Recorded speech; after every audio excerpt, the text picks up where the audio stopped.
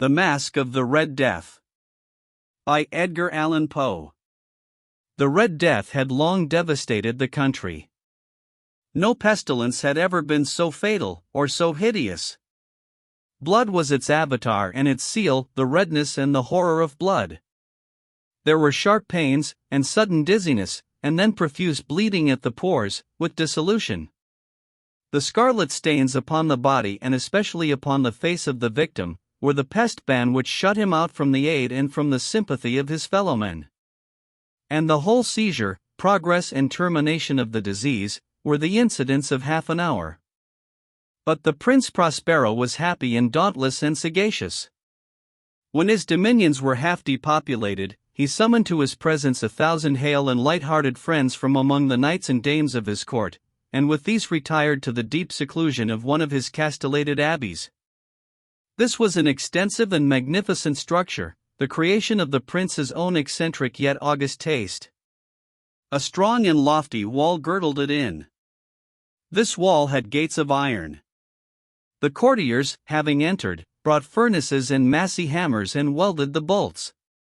They resolved to leave means neither of ingress or egress to the sudden impulses of despair or of frenzy from within. The abbey was amply provisioned. With such precautions the courtiers might bid defiance to contagion. The external world could take care of itself. In the meantime it was folly to grieve, or to think.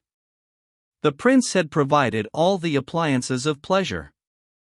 There were buffoons, there were improvisatori, there were ballet dancers, there were musicians, there was beauty, there was wine.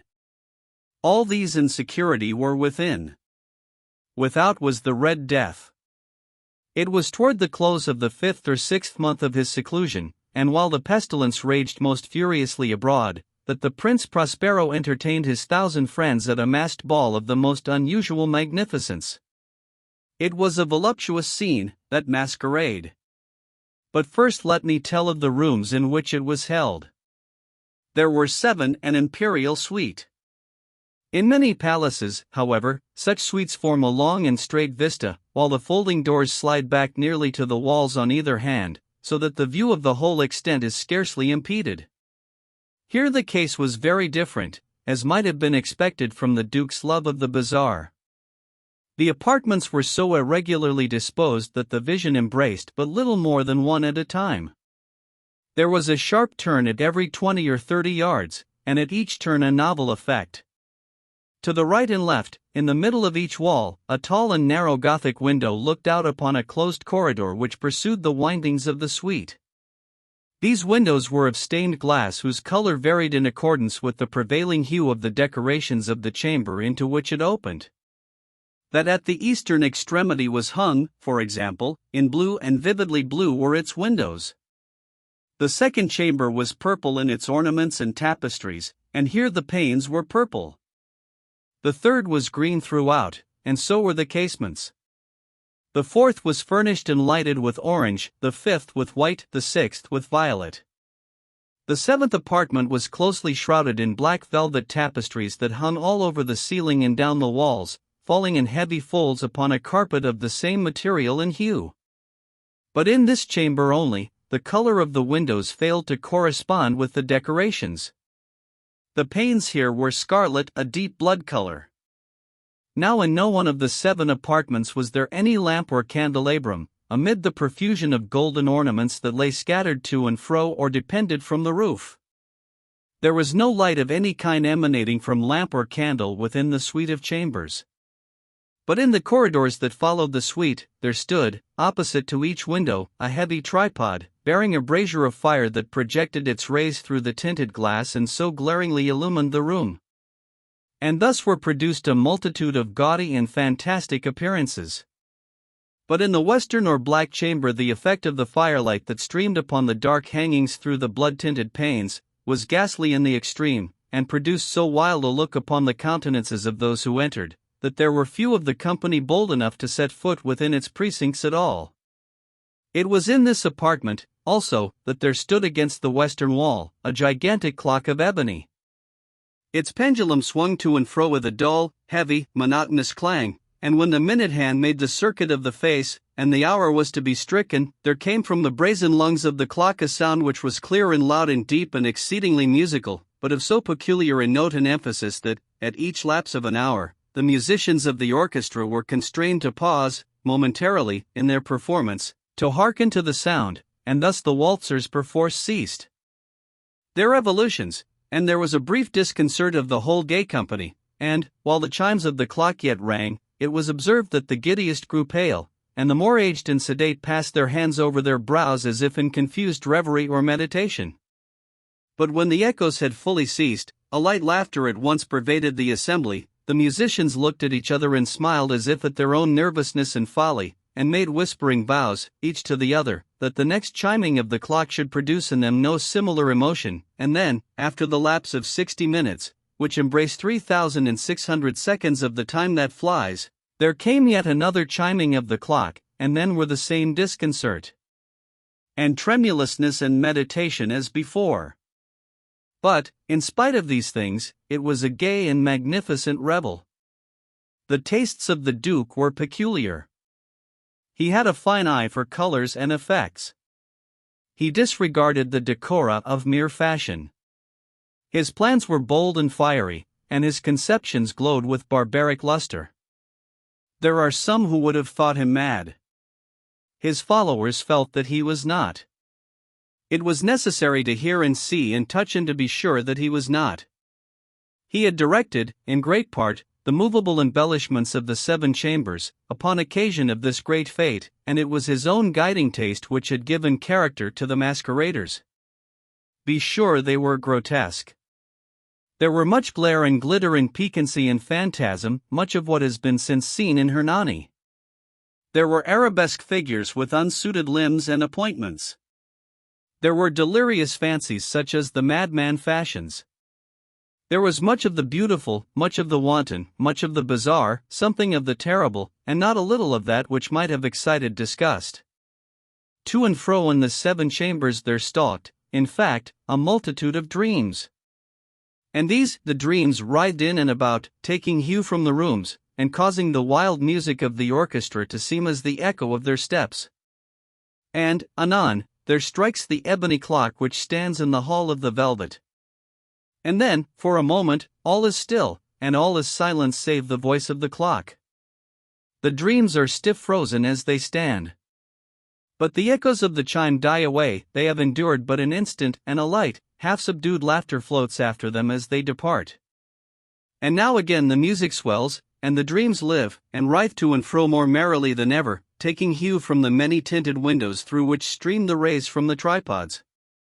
But to the chamber which lies most westwardly of the 7, there are now none of the maskers who venture, for the night is waning away, and there flows a ruddier light through the blood-colored panes, and the blackness of the sable drapery appalls, and to him whose foot falls upon the sable carpet, there comes from the near clock of ebony a muffled peal more solemnly emphatic than any which reaches their ears who indulge in the more remote gaieties of the other apartments.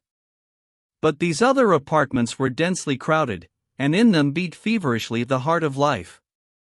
And the revel went whirlingly on, until at length there commenced the sounding of midnight upon the clock. And then the music ceased, as I have told, and the evolutions of the waltzers were quieted, and there was an uneasy cessation of all things as before.